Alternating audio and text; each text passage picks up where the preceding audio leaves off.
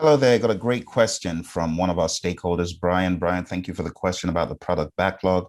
I thought I'd share a few ideas with you. So the first place that you can look at for a product backlog is Excel. And I'm going to share this template with you. You can see in this template, we've got a number of fields, but these fields, they may need to be customized a little bit more and needed to, of course, align with the Scrum guide. So we have the ID, the theme, whatever it is. At that higher level, you can define it. You could break down the user story into role, goal, benefit as I would like, so that breaking it down in this format forces people to think about the value that they're looking to gain.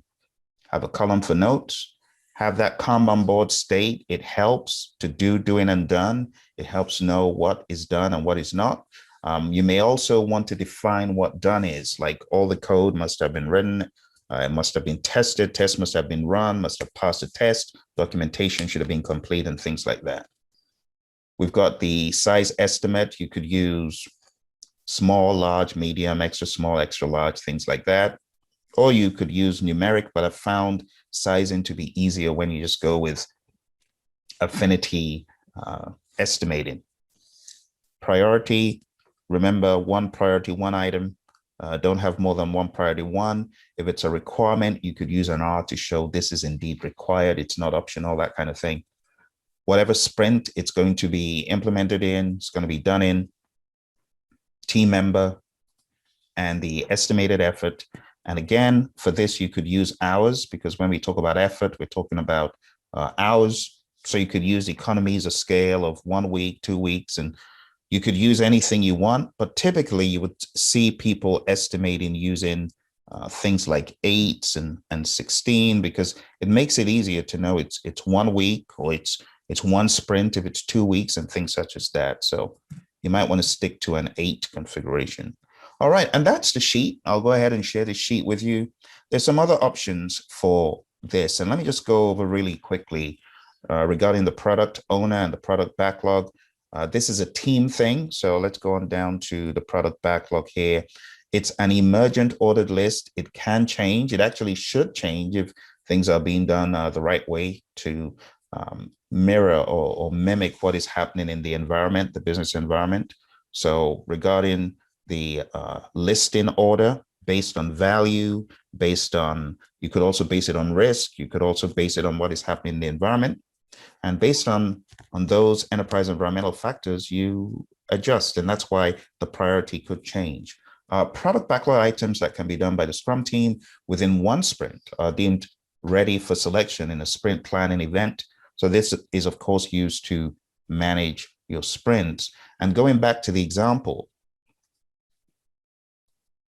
in these sprints, we could filter out which sprint these are happening in.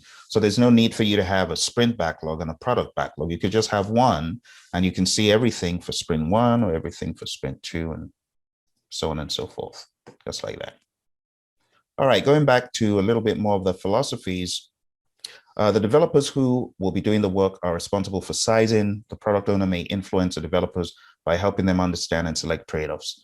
Now, while I like my Excel sheet, it doesn't allow for collaboration. And that's why I sucked all of that into Smartsheet. So here in Smartsheet, you can see I've taken all those items and put them into the to-do, doing, and done state, because this is how teams typically work. So using an Excel sheet really doesn't cut it. Now, even though I can see this in my grid view, which is quite helpful. I can see the team members, the sprints, the Kanban board view, and so on, which I used in my card view, right? It still doesn't help for fluid collaboration.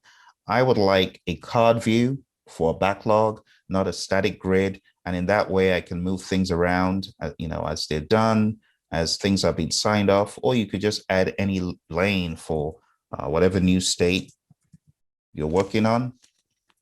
And it's so easy, fluid, and dynamic. If you click on this, you can see I have maintained the I want to so that format.